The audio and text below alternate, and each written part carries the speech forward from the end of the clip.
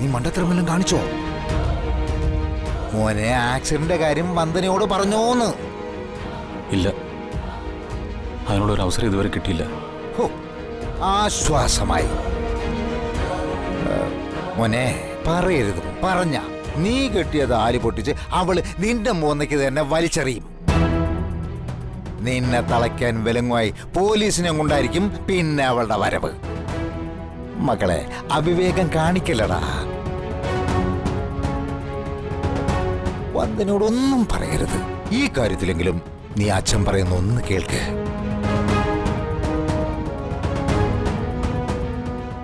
നിന്റെ അച്ഛനാടാ പറയുന്നത്.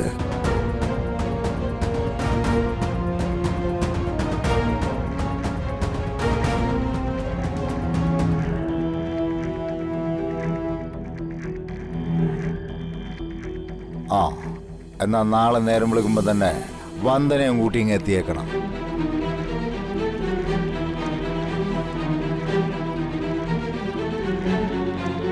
ഹലോ, കട്ടാക്കി സംഗതി ലീക്കായല്ലേ? ഞാനും അകത്തു പോകേണ്ട വകുപ്പാ. കുറ്റം മറച്ചു വെച്ച് തെളിവ് നശിപ്പിച്ചു എന്നതിനൊക്കെ പിടി എന്റെ മേലും വന്നു വീഴും.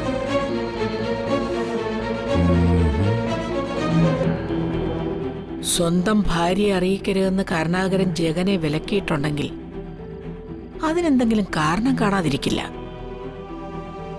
അതെന്തായിരിക്കും? ആദ്യം അതെന്താണെന്ന് കണ്ടുപിടിക്കണം. അത് വെച്ച് ജഗന്റെ പത്തി ഒന്ന് മടക്കിയിട്ട് വേണം ഈ ആനന്ദവല്ലിയുടെ പത്തി ഒന്ന് നിവർത്താൻ.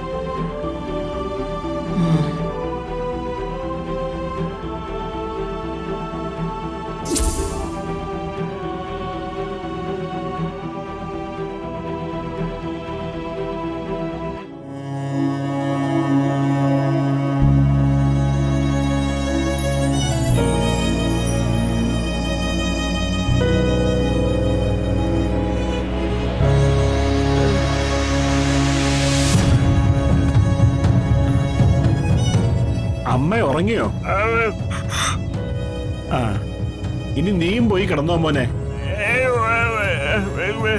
കുറച്ചു നേരം നിനക്കും കിടന്നുറങ്ങിക്കൂടായിരുന്നോ? അമ്മ ഇപ്പോഴേ ഓടിപ്പോകുന്ന അവസ്ഥയിലൊന്നും അല്ലല്ലോ. നീ പോയി കിടക്ക് മോനെ. ചോദ്യം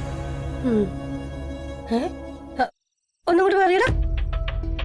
അല്ല, എല്ലാരും കൂടെ എന്തോന്ന് ഇരിപ്പാന്നേ ഇത്? പോയവരോ പോയി. നിങ്ങൾ ബാക്കിയുള്ളവരിങ്ങനെ തിന്നാതെയും കുടിക്കാതെ ഇരുന്നിട്ട് കാര്യമുണ്ടോ? ഡേ അച്ഛാ, വല്ല അസുഖവും പിടിവരും കേട്ടോ. ആ സുജിത്ത്, എല്ലാവർക്കും ഞാൻ കഞ്ഞി ഉണ്ടാക്കി വെച്ചിട്ടുണ്ട്. നീ പോയി വിളമ്പിക്കൊടു.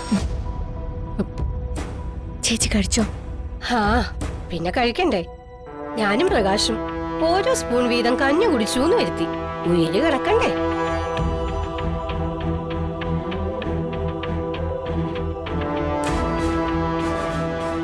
എന്താ മോനെ നിനക്ക് പറയാനുള്ളത്? ബാഗും ഒക്കെ ഉണ്ടല്ലോ, ഇതിലെന്താ? മാനത്തെ കൊട്ടാ